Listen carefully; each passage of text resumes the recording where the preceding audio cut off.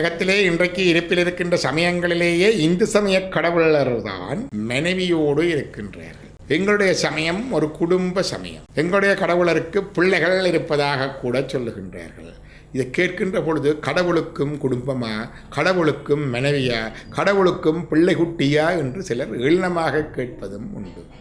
ஆனால் இவையே எமது பெருமையாகவும் அமைகின்றது.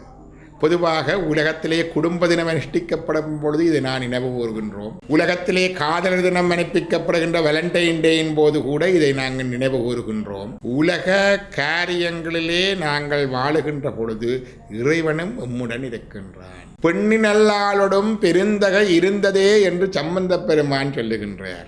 பிரம்மா சரஸ்வதியை தன்னுடைய நாவிலே வைத்தான், விஷ்ணு லட்சுமியை தன் மார்பிலே வைத்தான், சிவன் பார்வதியை தன் இடப்பாகத்திலே வைத்தான். மாதொரு பாகர் என்று இறைவனை சிறப்பாக சொல்லுகின்றோம்.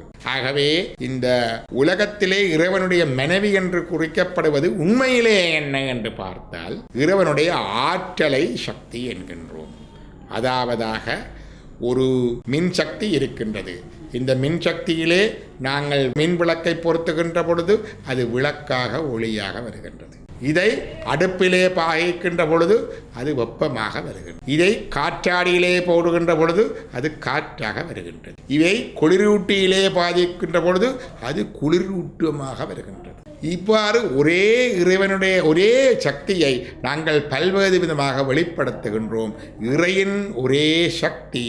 இவ்வாறு நாங்கள் இறைவனுடைய மனைவியாகவும் மனைவியராகவும் பார்க்கின்றோம். இவருடைய கிரியாசக்தி, இச்சாசக்தி, ஞானாசக்தி என்ற 3 சக்திகளில் இறைவனுடைய ஞானாசக்தி வேலாகவும், இச்சாசக்தி வள்ளிநாயகியாகவும், கிரியாசக்தி தெய்வயானையாகவும் அமைகின்றது என்று கந்தபுராணம் கூறுகின்றது.